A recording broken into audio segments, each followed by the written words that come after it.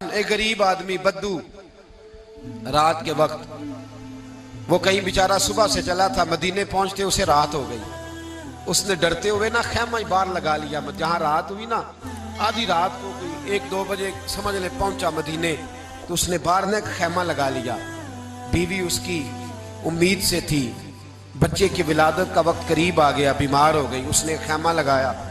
बीवी अंदर है, हजरत उमर फारूक गश्त पे थे रात को, साथ एक गुलाम था।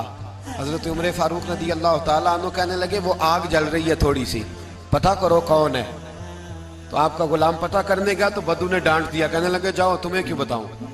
हजरत उमर खुद गए, कहने लगे मुसाफिर भाई बता तो सही। कहने लगा जी छोड़े, मैं आपको क्यों बताऊं, मैं कौन हूं, कैसे आया हूं। फरमाया खैमे के अंदर से कराहने की आवाज आती, कोई दर्द से चीख रहा है, बता हमें बात क्या है। कहने लगा जी मैं फुला बस्ती फुला इलाके का एक गरीब हूँ, अमीरुल मोमिनीन उमर फारूक से मिलने आया हूँ और रात हो गई है तो यहाँ खैमा लगाया है, सुबह मैं उनसे मिल के चला जाऊंगा।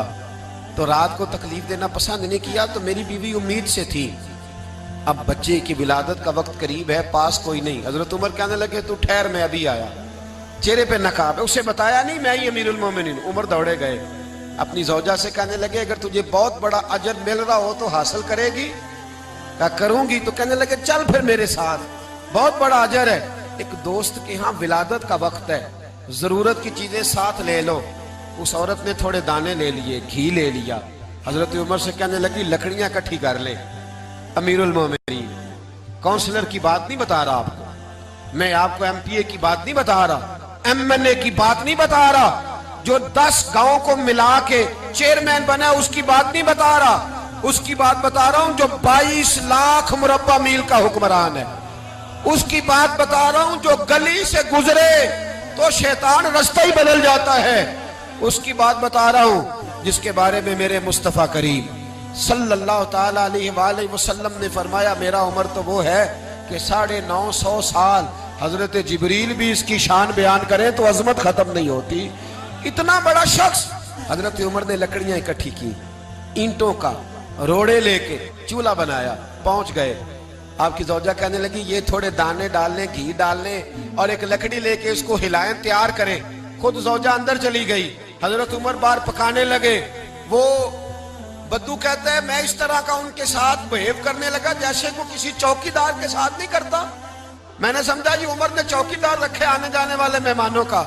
मैं कभी पानी का प्याला मांगता, कभी कोई बात, उमर दौड़े जाते, कभी पानी लाते। ओ मुसलमानों, ओ मेरे रसूल के गुलाम अजीजो, हजरत उमर फारूक। वो गुलाम कहता है मैं उमर से कहता, मैं कहता गुलाम पानी ला, तो उमर दौड़ के पानी लाते। मैं कहता तुझे घी पकाना भी आता है, पहले भी कभी पकाया है? तो उमर फरमाते कोशिश तो कर रहा हूं। मैं कहता पहले भी कभी तेरी बीवी ने ये काम किया है? तो हजरत उमर कहने लगे मुझे याद नहीं, पूछ के बताऊंगा।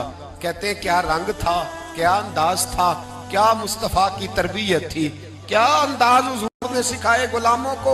ये किस तरह का अमीर है कि ये हंडिया पका रहा है, फूंके मार रहा है एक गरीब के लिए, देहाती के लिए जिसे जानते भी नहीं। अंदर उस शख्स की बीवी के यहाँ बेटा पैदा हुआ तो हजरत उमर की बीवी अंदर से बोल के कहने लगी अमीरुल मोमिनीन मुबारक हो, आपके दोस्त के यहाँ बेटा पैदा हुआ है। जब कहा ना अमीरुल मोमिनीन मुबारक हो, तो वो शख्स कहता है मेरे हाथ कांपने लगे और मैं इस तरह दौड़ा कि मेरी पगड़ी गिर गई। मैं दौड़ा तो उमर ने बुलाया, कहा किधर जाते हो? कहने लगा आप अमीरुल मोमिनीन हैं, आप अमीरुल मोमिनीन, आप उमर हैं। कैसर और किसरा जिसके नाम से कांपे आप वो हैं, जिसे मुस्तफा ने दुआ मांग के अल्लाह से मांगा वो वाले उमर है आप, जिसके लिए अलीउल मुर्तजा फरमाते मैं रोज दुआ करता हूं वो वाले उमर है, जिसके बारे में अबू बकर सिद्दीक ने फरमाया था कि मैं अल्लाह से कहूंगा मौला जो तेरे महबूब की उम्मत के हक में सबसे बेहतर था मैं उसे खलीफा बना के, वो वाले उमर है।